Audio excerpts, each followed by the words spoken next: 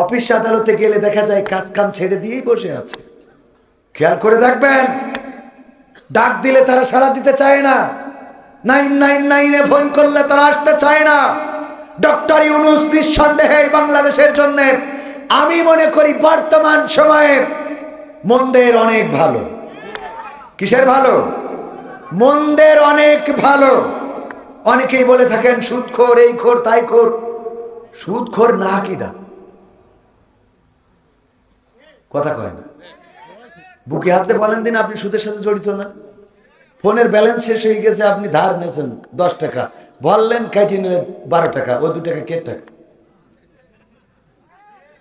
হ্যাঁ, আপনি মনে করেন আপনি পীর সাহেব। 2 কোটি টাকা সুদ খাওয়া, 2 টাকা সুদ খাওয়া, সুদই তো।